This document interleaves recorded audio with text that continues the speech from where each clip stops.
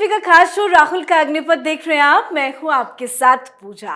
लगता है बहुत जल्द कांग्रेस पार्टी के हाथ से एक राज्य फिसल जाएगा और वो राज्य है कर्नाटक, जहां कांग्रेस पार्टी को सत्ता में आए 2 महीने नहीं बीते कि कर्नाटक कांग्रेस में भयंकर विद्रोह की खबर सामने आ गई। कांग्रेस पार्टी के विधायक अपनी ही सरकार की पोल पट्टी खोल रहे हैं, कमियां गिना रहे हैं और हालात ये हो गए हैं कि सरकार चलाना भी मुश्किल हो गया है। भारी विद्रोह को देखते हुए मुख्यमंत्री सिद्धरामैया ने विधायक दल की बैठक भी बुलाई, पर बैठक में भी जमकर बवाल मचा। कई विधायकों ने फंड की कमी की शिकायत की तो कईयों ने आपसी मतभेद का भी जिक्र किया। कर्नाटक कांग्रेस में जारी घमासान के बीच अब खबर ये सामने आ रही है कि 2 अगस्त को राहुल गांधी कर्नाटक के मंत्रियों से बातचीत करेंगे, घमासान को शांत कराने की कोशिश करेंगे। तो आज इसी मुद्दे पे चर्चा करेंगे। बातचीत के लिए मेरे साथ स्टूडियो में मौजूद है कैपिटल टीवी के एग्जीक्यूटिव एडिटर राजीव जी। राजीव जी, बहुत बहुत स्वागत है। धन्यवाद। क्या राहुल गांधी की बातचीत से ये जो पूरा ड्रामा चल रहा है, घमासान मचा है, वो क्या शांत हो जाएगा? देखिए, जहां तक सवाल राहुल गांधी का है, जहां जहां राहुल गांधी की एंट्री हुई है, पार्टी खत्म होने के कगार पर हो गया है। यहां जब राहुल गांधी मैदान में उतर गए हैं तो अब मान कर चलिए कि अगस्त में ही कांग्रेस की वहां सरकार गिरने वाली है, क्योंकि विद्रोह एक दिन से नहीं चल रहा है। ये राहुल गांधी के उस प्रस्तावित बैठक के बाद से ही ये विद्रोह की शुरुआत हुई। 19 जुलाई को राहुल गांधी के साथ विधायकों की बैठक होनी थी और विधायकों को ये समझाने वाले थे कि आप 1 साल तक सैक्रिफाइस कीजिए कांग्रेस के लिए, पार्टी के लिए, आला कमान के लिए, ताकि 1 साल सैक्रिफाइस करेंगे हम वो 40,000 करोड़ रुपया मुफ्त के लोगों में बांटेंगे। यानी कि 5 प्रण जो है, जिसको प्रण नहीं कहा जा सकता, 5 धोखेबाजी जो है, वो धोखेबाजी को पूरा करने दीजिए। लोकसभा चुनाव आने दो, लोकसभा चुनाव के बाद सारा फंड आप ही लोगों को मिलेगा, पैसे आपको मिलेगा और फिर आप ही लूटपाट मचाएंगे। क्योंकि कांग्रेस की सरकार जब से बनी है तब से वहां पर क्या क्या चल रहा है। इतने दिनों में पहले मंत्री पद को लेकर झगड़ा हुआ, 2 गुटों के बीच झगड़ा हुआ, फिर 2 के बाद 4 गुट आ गए। कहीं बीके हरिप्रसाद हैं, कहीं डीके शिव कुमार हैं, कहीं बीआर पाटिल हैं। जो विधायकों को जो लेटर आया था वो पाटिल के थ्रू ही आया था।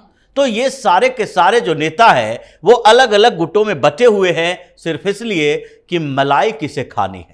ये तो मलाईदार परत को निकालने की कोशिश में लगे थे और वही इसीलिए 19 तारीख को डीके शिव कुमार और सिद्धारमैया, ये दोनों ने सोचा कि हम अपने ऊपर सारा बोझ क्यों रखें। राहुल गांधी ने मैनिफेस्टो तैयार करवाया था तो राहुल गांधी इन लोगों को समझाएं, लेकिन राहुल गांधी ने कन्नी काट लिया, क्योंकि इनको पता चल गया था कि विधायक बहुत नाराज हैं। हो सकता है कि मीटिंग के दौरान हमारी बेइज्जती कर दे, ऐसे सवाल उठेंगे। क्योंकि विधायक दल की जब बैठक हुई तो सिद्धारमैया को भी ऐसे ही सवालों का सामना करना पड़ा। भले ही एक दिन पहले डीके शिव कुमार बोल रहे हैं कि 40,000 करोड़ रुपया चाहिए हमें उन 5 योजनाओं के लिए जो हमारे ऊपर आला कमान ने थोप रखा है।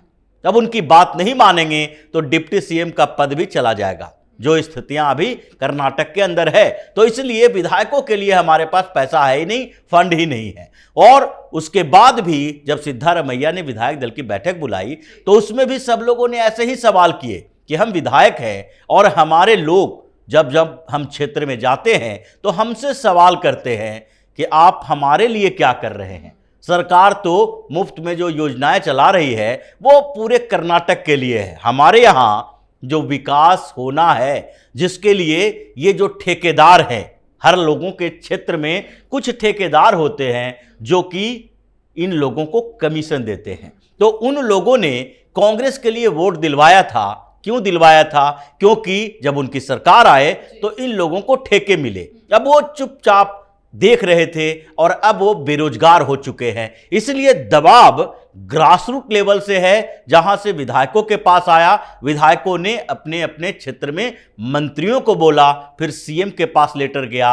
अब विधायकों की संख्या धीरे धीरे बढ़ रही है। जो शुरू में 11 विधायक थे विद्रोह करने वाले, जिसकी बात की जा रही थी, वो बढ़ते बढ़ते 30 हो गया था 5-6 दिन के अंदर। और अब 46 विधायकों की बात आ रही है कि वो लोग कांग्रेस के वर्तमान नेतृत्व से परेशान हैं, विद्रोह करने के लिए तैयार हैं। और इसी बीच ये जो कांग्रेस के अंदर विद्रोह चल रहा है, उसी का दूसरा पहलू है कि एचडी कुमारस्वामी भी अब सामने आ चुके हैं। उनको भी अब उम्मीदें जग रही है कि सीएम नहीं तो डिप्टी सीएम ही सही, कुछ न कुछ तो हमें मिल जाएगा इस जो भगदड़ मची हुई है। क्योंकि पिछली बार वो सीएम बने, ज़्यादा दिन नहीं रहे, 19 महीने में ही सरकार गिर गई और उन्हीं के विधायक, कांग्रेस के विधायक सारे पार्टी छोड़कर चले गए, उपचुनाव की घोषणा करवानी पड़ी। यानी कि इन लोगों के साथ रहने के बदले फिर से चुनाव में जाने के लिए तैयार हो जाते हैं। यानी उनके पास ये हिम्मत है कि हम अगर भारतीय जनता पार्टी के टिकट से लड़ेंगे फिर भी जीत जाएंगे। लेकिन विधायकों का जो रंग रूप नजर आ रहा है वो तो काफी विद्रोह वाले एक्शन में आ गए हैं। अगर राहुल गांधी मुलाकात करते हैं मंत्रियों से, उन्हें समझाने की भी कोशिश करते हैं, तो क्या विधायकों की तरफ से कोई रिएक्शन नहीं आएगा? क्योंकि राहुल गांधी ने ही ये सारे 5 वादों का ऐलान किया था, तो कहीं ये मीटिंग राहुल गांधी के लिए भारी ना पड़ जाए। देखिए, इसीलिए तो राहुल गांधी क्या कर रहे हैं, अभी ये स्मार्ट मूव चल रहे हैं। राहुल गांधी सिर्फ मंत्रियों से बातचीत कर रहे हैं, विद्रोह मंत्रियों ने नहीं किया। हम मंत्रियों के साथ बातचीत करेंगे और मंत्रियों को बुलाकर बताएंगे कि तुम अपने अपने गुट बनाओ, विधायकों को पकड़ के रखो। 135 विधायक हैं, जितने मंत्री हैं उन सबको टास्क दिया जाएगा कि कम से कम 10 से 15 विधायकों को तुम अपने पास बुलाओ, उनको समझाने की कोशिश करो कि अगर आपको फंड नहीं दिया जा रहा है तो गवर्नमेंट के जो इतनी बड़ी बड़ी योजनाएं हैं उसमें से जो मंत्रियों को पैसा मिल रहा है, जो दिल्ली पैसा भेजा जा रहा है, उन पैसों में आपकी हिस्सेदारी होगी। मतलब राहुल गांधी चोरी का नया तरीका सिखाने वाले हैं और इसलिए इनकी हिम्मत नहीं है कि जो विधायक विद्रोह कर रहे हैं उनके साथ बैठक करें। बैठक तो इनको विधायकोों के साथ करनी चाहिए, क्योंकि विद्रोह मंत्रियों की तरफ से नहीं है, विधायकों की तरफ से है। और जो विधायक इतने दिनों से चिट्ठी लिख लिख कर परेशान हैं, विधायक दल की बैठक में भी अपनी बात बोल चुके हैं, उससे राहुल गांधी मिलने की हिम्मत नहीं जुटा रहे। और अब ऐसा लग रहा है कि राहुल गांधी इस पूरे मामले को संभालने में नाकाम रहे। तो क्या माना जाए, जल्द सरकार गिर जाएगी? 2 महीने तो हुए हैं सरकार बने हुए। ये पिछली बार की सरकार जो थी वो भी कुछ ही दिन चली थी, क्योंकि कर्नाटक की स्थिति यही है। और पिछली बार जिस तरीके से कर्नाटक में राहुल गांधी ने कोशिश की थी, क्या कोशिश की कि किसी तरीके से भारतीय जनता पार्टी को दूर रखो, छोटी पार्टी ही है जेडीएस, लेकिन उसी को मुख्यमंत्री का पद दे दो।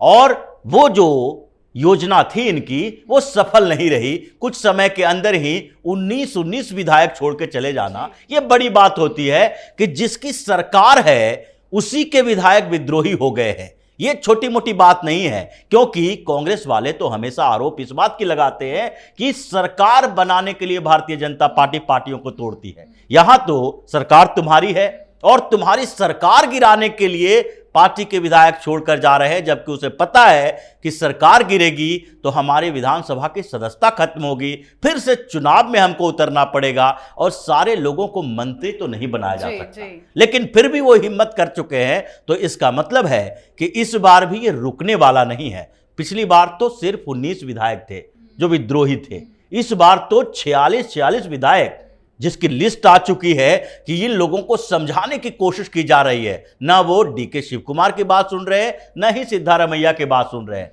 जी परमेश्वर बीच बचाव की कोशिश कर रहे हैं, लेकिन बीके हरिप्रसाद ने साफ तौर पर कहा कि अब ये सरकार नहीं चलेगी। जिस तरीके से उनकी बार्गेनिंग चल रही है, इससे तो लग रहा है कि 4-5 गुटों में कर्नाटक की कांग्रेस बटी है और जिन 46 विधायकों की बात आ रही है वो 2-3 गुट के हैं, जो न तो डीके शिव कुमार के साथ है न ही सिद्धारमैया के साथ, क्योंकि उनको लग गया है कि इन दोनों ने आजकल खिचड़ी पका ली है, इन दोनों की मिली भगत है। क्योंकि राहुल गांधी ने समझाया है 1 साल तक शांत रहो, पैसा कमाओ, पैसा कमा के दो।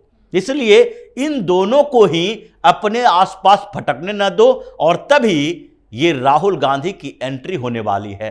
पहले मंत्रियों से बात करेंगे, फिर कोशिश करेंगे कि अगर कुछ मामला सुलझने के लायक है तब विधायकों से मिले, लेकिन इससे अब कोई फायदा होने वाला नहीं है। संख्या इतनी ज्यादा है और दूसरे तरफ जो जेडीएस और भारतीय जनता पार्टी की बात जो चल रही है, उससे यही लगता है कि पिछले दिनों तमिलनाडु में अमित शाह गए, उसके बाद कर्नाटक के नेताओं के साथ बातचीत की, फिर एचडी कुमारस्वामी का बयान आता है, फिर देवगौड़ा के साथ भी कुछ मीटिंग फिक्स होती है। यानी कि पूरी कवायद यह है कि जैसे ही हरी झंडी मिले दिल्ली से, उसके बाद उन विधायकों को अपने साथ लाओ, सरकार गिरेगी और जेडीएस भारतीय जनता पार्टी की सरकार वहां बनेगी। सरकार तो संभल नहीं पा रही है और भारत जोड़ो पार्ट 2 की तैयारी कर रहे हैं। लग तो ऐसा ही रहा है कि ये जो भारत जोड़ो 2 है वो बनने से पहले ही खत्म हो जाएगा। इनका पूरा एजेंडा आप देखिए, पिछली बार जब भारत जोड़ो यात्रा की थी,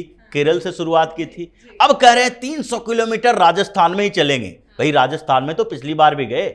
जो नॉर्थ ईस्ट की बात कर रहे थे, जहां पे डेलीगेशन भेजा जा रहा है, वहां क्यों नहीं जा रहे? वहां आपकी औकात नहीं है। पश्चिम बंगाल में आप जाओगे नहीं, क्योंकि किसके खिलाफ जाओगे?